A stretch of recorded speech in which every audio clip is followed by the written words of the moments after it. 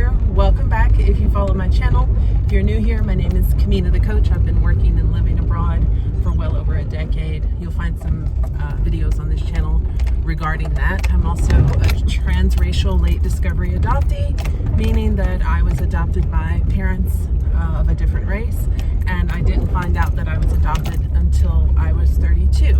So lots of trauma, early childhood trauma surrounding those events.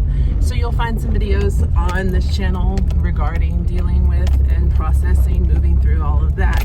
And then there's some videos on here about just living a better, more well-rounded, happier life. So this video today is a little bit, I suppose, about living abroad. Ultimately, this is me attempting to do my part, and my plea to those who consider themselves to some degree part of my tribe. I don't really have a group per se that I belong to, but if you consider yourself part of my tribe, if you trust me at all, I hope that you'll take this video to heart.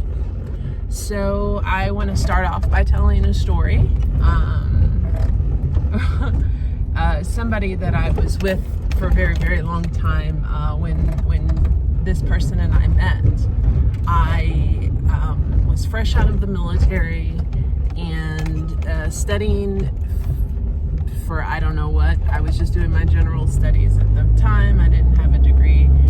And when I met this person, I said, well, what do you want to do when you finish, your degree? And the truth was, I wanted to be the first Black woman president of the United States. And I certainly never saw Kamala Harris, Vice President Harris, coming, right? I wanted to be the first Black woman president. I wanted to write a tell-all book. Yes, I did inhale, and kind of, I don't like to compare myself to Trump, but to be the anti-politician, to be the politician that the people deserve, because politicians are grimy.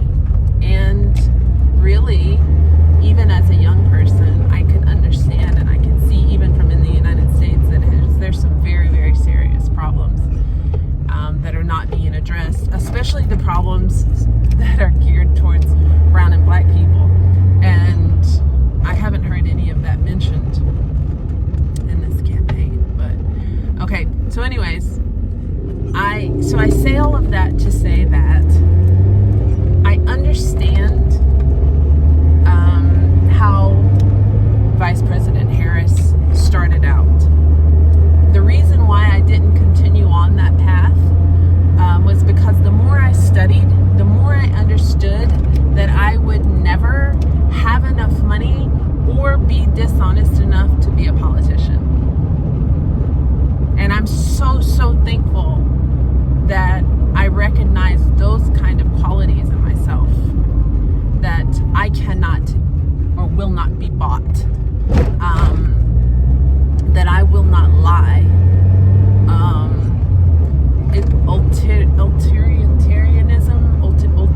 Utilitarianism, the greatest good for the greatest number, like some bad is okay as long as it benefits the most. No, I couldn't do it.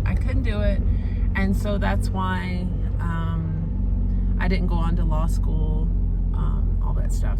I was never cut out for politics. But so what is today? I think today is the 20th of September. I think today's the 20th of September, 2024. We're like 40 days out from election, United States presidential election.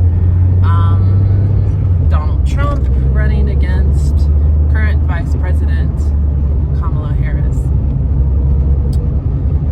And so I watched Kamala, Vice President Harris, last night speak with Oprah, and I was energized to do this video. not necessarily by the vice president herself. But let me say, okay, before I denigrate her, let me say that I hear it in her voice and I see it in her eyes that she really did want to be of service. I think that, these days, I think a lot of, especially the senators, just want the power and the money. I do think that when she started, this was about helping the people. And she genuinely wanted to help the people, and to the best that she can, still wants to help the people now. But she is a full-fledged politician, and she is in the pocket of AIPAC and all of the other billionaires that are the oligarchy that runs the United States. And it's just the truth. It just is what it is. The people that went against AIPAC threw a bunch of money into their opponents and destroyed their political career. And that's just the nature of the beast in the United States. It just is. It just is the nature of the beast. Also, I want to say that I love Dr. Cornel West. Love him. Bell Hooks, I loved her more, but love Dr. Cornel West. I don't know much about Dr. Jill Stein, but these are two other, the Green Party, and I guess Dr. Cornel West is running as an independent. And so I get it. After all the stuff that I just said about, politics being corrupt and being owned by the billionaires, I get it. And I also understand that this is sort of a protest. And I have said since I was actually in Iraq when October 7th happened, and I was in Iraq when this, but let's be honest, the slaughter in Palestine's been going on way before October 7th. I'm for a free Palestine, as are lots of Americans. They don't have to just be Arab or Muslim Americans. I mean, no one is for genocide. Let's just be honest. No one is. That's not true. That's not true. I mean, the Zionist Israeli Jews are for genocide. So all the things that are wrong with Vice President Harris, she's in the pocket of the billionaires. I mean, she's going to continue to fund the genocide of Palestine. But what's going to happen? Okay, so you're in protest going to vote for Dr. Cornel West or Dr. Jill Stein. I've watched some videos, and I've seen people change their mind. I was going to vote for Harris, but now I'm going to vote for Stein. And I get it. I do. I get it. But let's be honest, Dr. Jill Stein, Dr. Cornel West are not going to win. And those however many thousands of votes go to them could cost Vice President Harris the election. Okay? I have chills as I'm talking about this. So, what do you care? So I think I have 2 channels on Facebook that are geared towards Black Americans working and living abroad. I hope that I've been kind of MIA for a while. COVID kind of shook everything up and changed everything, so I've been kind of MIA for a while. But I hope that you still consider me your tribe. And I know that in the last race where Trump was running, lots of Americans living abroad are like, I'm not voting. I don't care. It's, let it burn. I understand that. I have felt that very much. When I stood in line for like 7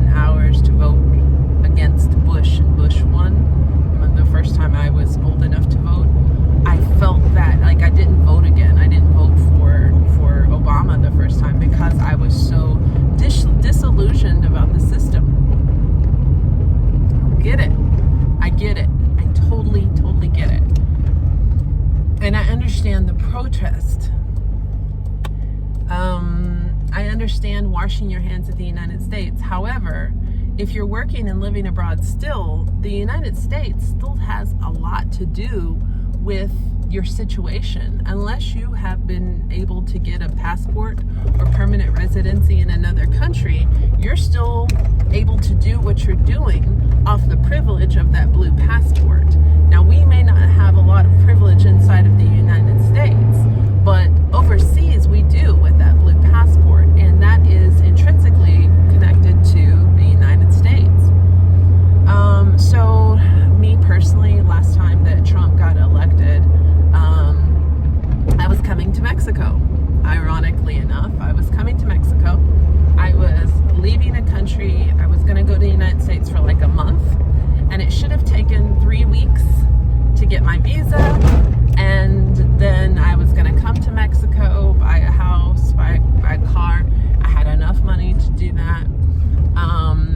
And so if you don't remember Trump's first election, he was really aggressive and nasty with Mexico. And Mexico essentially, as far as I could tell, was like, F you, Americans. We're gonna do whatever we want because we're Mexico. And good for Mexico. I'm not mad at it. However, Trump, as a result, getting elected, affected what I had going on deeply. So instead of 3 weeks to get my visa, it took me 3 months. And I depleted, I have no family in the United States. I had nowhere to stay. I had no car. So I had to rent a car. I had to rent a place to stay. 3 months, thousands of dollars that I blew through. And I ultimately didn't end up getting to stay in Mexico that time because of the election of Donald Trump. Also, so where was I working? I don't remember. Anyways, Kurdistan, northern Iraq, I think. I was working there, and I got hired to go back to China. I worked in China 2 different times. I got hired to work in China a 3rd time. I was in northern Iraq, and I flew from northern Iraq to Hong Kong with all my paperwork. My representative was on the Chinese side of the Hong Kong border and waiting there for me with my documentation. And so this was so 2 different big times. This was when Trump started stirring the pot with China, being really aggressive towards China.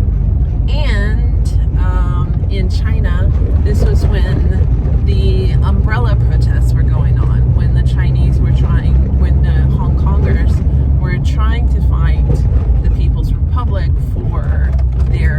to keep their independence. So lots of big stuff going on, and I wasn't the only one who got turned away at the border.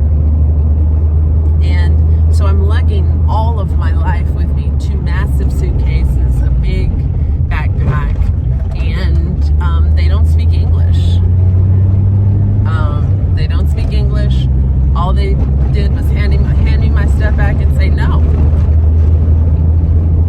And I'm like, why? I was stuck in Hong Kong for at least 2 weeks. It might have been 3 weeks as a result. It wasn't only me. There were other Americans who were turned away at the border, which was really rare up until that point. It hadn't really been happening. I'm late. So, am I late? Yes. So, what in the world?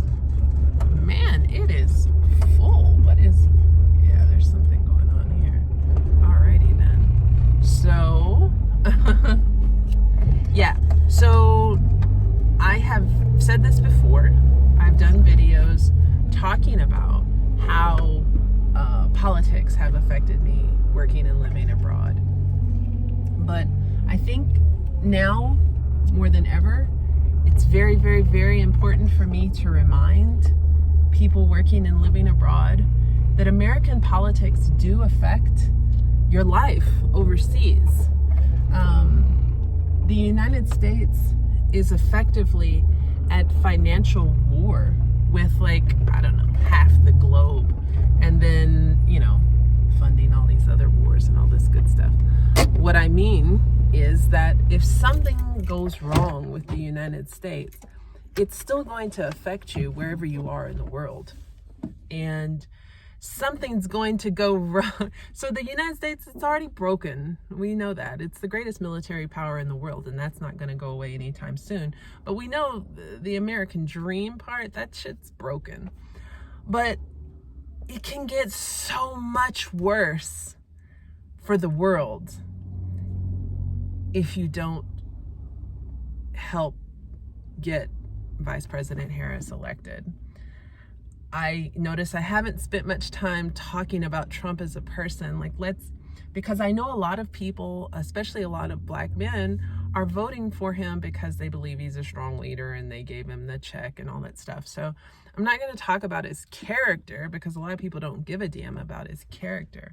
I'm talking about is how, when he got elected last time, how his leadership or lack thereof affected me living and working abroad. And it did. And it affected me not in little ways. I tell these stories quickly, but these weren't, it affected me in big ways. And it'll get so much worse this time. Guys, you gotta vote like your life depends on it. And forgive me for saying, don't be so selfish. Dr. Jill Stein is not going to win. Dr. Cornel West is not going to win. They don't even have a chance of winning. If you don't vote, or if you vote for them, you're essentially voting for Donald Trump. And even if you feel like it's time for the United States to burn, just understand it's not going to burn. The establishment is not going to let it burn. The United States is the greatest military power in the world. Do you think some citizens in the street are going to be able to burn down the country from within? The people hoping for civil war and all this stuff, it's not going to happen.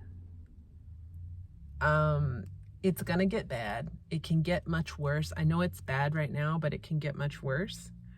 And you really need to vote like you understand that. You need to vote like you understand that the United States touches everything in the globe, whether you agree with that or not. This is me trying to do my part. I don't have a huge reach. I don't have lots of influence, but this is just me trying to do my meager little part. And I was inspired to do so after watching Oprah and all the other grassroots organizations that have popped up to try to make this happen. And for me, it's not, honestly, not a popular thing to say. I love the Obamas. Obama was the same. It was more of the same. I love Vice President Harris as a person, but as a politician, she's just another politician. Trump is not just another politician. He's catastrophe waiting to happen, and wherever you are in the world, it can affect you too. So if you are an American working and living abroad, please, please, please. And another layer of it. I can't vote this time because I went from South Carolina to Arizona during the pandemic. So my license is now Arizona, and Arizona wants me to mail in my ballot, and there's nothing here close to me where I can mail in a ballot. Versus South Carolina, the representative, whoever she was, just let me email her every election, which was dope. It may be too late, but if you have excess and you're working and living abroad, I encourage you to figure out how you can vote and to make your vote count. I'm still trying to vote, but I also don't want to get a federal offense for doing something illegal because of all the voter suppression stuff going on. Anyways, I'm going to leave that there. This is my plea to you. Even if you are in the United States, maybe you followed my channel when you were working and living abroad, and maybe you're feeling disillusioned about this election. but hopefully not. Hopefully you'll get up and go vote. Like your life and the life of lots of other people depend on it. And by the way, pro-Palestine, but Trump is not going to be better on Palestine. Just saying. He's not. He's going to continue funding Israel just like every other president before him. Just saying. Anyways, so until next time, my name is Kamina the Coach, sending you a love, light, peace, and joy. Until next time, I'm out. Peace.